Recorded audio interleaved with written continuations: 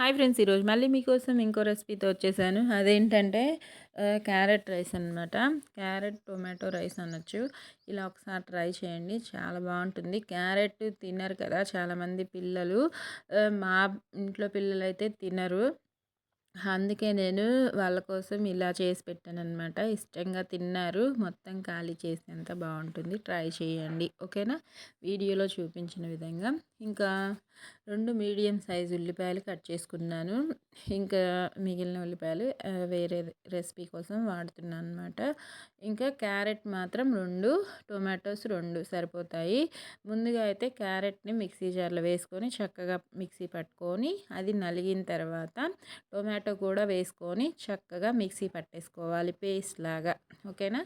ఈ 2 కలిపి మిక్సీ పట్టుకుంటే మన రెసిపీకి ఈజీగా ఉంటుంది. ఇలా ఉంటే వాళ్ళకి క్యారెట్ వేసామని తెలియకుండా తినగలుగుతారు, ఓకేనా? ఫ్లేవర్ మాత్రం చాలా చాలా బాగుంది. నేను ట్రై చేశాను కాబట్టి మీకు చెప్తున్నాను అనమాట, ఓకేనా? ముందుగా పాన్ పెట్టేసుకొని స్టవ్ వెలిగించేసుకొని ఇలాంటి రైస్ ఐటమ్స్ కోసం నెయ్యి ఉంటే చాలా బాగుంటుంది యమ్మీగా. నెయ్యితో పాటు ఆయిల్ కూడా వేస్తున్నాను. 1 స్పూన్ నెయ్యి, ఆయిల్ 3 స్పూన్స్, ఎక్కువగా అవసరం లేదు. ఎందుకంటే నేను 1 గ్లాస్ రైస్ మాత్రమే చేస్తున్నాను కాబట్టి, ఓకేనా? చూపిస్తున్నాను కదా. ఆయిల్ హీట్ అయింది.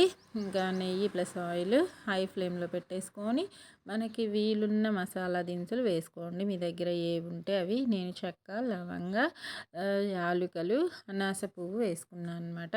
వాటితో పాటు మనం కట్ చేసి పెట్టుకున్న ఉల్లిపాయలు కూడా వేసుకొని చిన్న చిన్నగా చాప్ చేసుకుంటే ఈజీగా ఫ్రై అయిపోతాయి.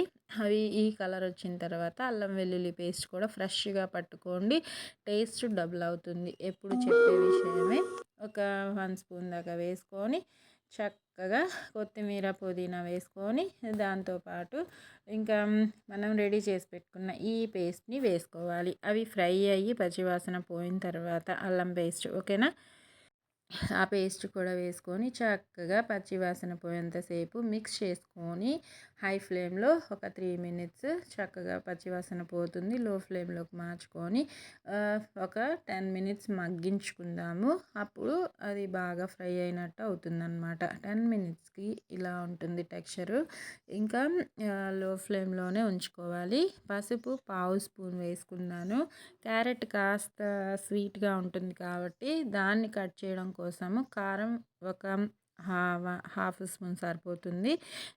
కరెక్ట్గా వేసుకోండి, ఎక్కువగా అవసరం లేదు, మరి స్పైస్ ఎక్కువైపోతుంది. నేను పచ్చిమిర్చి కూడా వేయట్లేదు, అందుకోసమే కారం కూడా వేసుకున్నాను. వేసేసుకొని చక్కగా మిక్స్ చేసేసుకొని ఒక్క 2 మినిట్స్ మూత పెట్టి మగ్గించుకుందాము.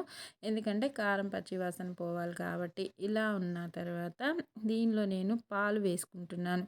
పాలు అనేది ఆప్షనల్ అండి, మీకు నచ్చితేనే వేసుకోండి. నేను టేస్ట్ కోసం వేసుకుంటున్నాను, ఓకేనా? వేసుకోకపోయినా ఇబ్బంది లేదు, ఓకేనా?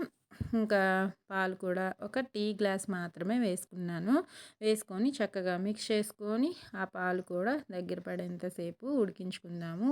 ఉప్పు లైట్గా వేసుకున్నాను, ఎందుకంటే మనం వేసిన ఇంగ్రీడియంట్స్కి ఉప్పు పడితే కొద్దిగా బాగుంటుంది. అంటే మనం వేసే రైస్ కోసం మళ్ళీ వేసుకోవాలి. మనం వేసిన పేస్ట్ మొత్తం రెడీ అవ్వడం కోసం కొద్దిగా ఉప్పు వేసుకుంటే బాగా వస్తుంది ఇంకా, ఓకేనా? తగినన్ని వాటర్ వేసుకోండి. నేను 1 గ్లాస్ రైస్కి 2 గ్లాస్ వాటర్ వేసుకుంటున్నాను. ఎప్పుడు చెప్తూనే ఉంటాను కదా, పాత బియ్యం అయితే 2 గ్లాసులు, కొత్త బియ్యం అయితే 1 గ్లాసు వాటర్. గ్లాస్కి 2 గ్లాసులు, కొత్త బియ్యం అయితే గ్లాస్కి 1.5 గ్లాస్ సరిపోతాయి. ఇంకా ఉప్పు రైస్కి సరిపడా తగినంత 1 స్పూన్ అంత వేసేసుకుంటున్నాను. వేసుకొని అది మనకి బాగా వాటర్ అనేది బాయిల్ అయిన తర్వాత బాగా మరిగితే మన రైస్ అనేది వేసేసుకోవాలి. వేసుకుంటే అప్పుడు చక్కగా రెడీ అవుతుంది మన క్యారెట్ రైస్ అనేది. పొడి పొడిగా బాగా వస్తుంది. ఈ రైస్ నాకు ఉడికిన అదే రైస్ రెడీ అయిపోయిన వెంటనే కాస్త ముద్దగా అనిపించింది. కొద్దిగా చల్లారిన తర్వాత పొడి పొడిగా వచ్చిందనమాట. ఇదిగోండి, బియ్యం కూడా వేసుకొని చక్కగా మిక్స్ చేసేసుకొని మనకి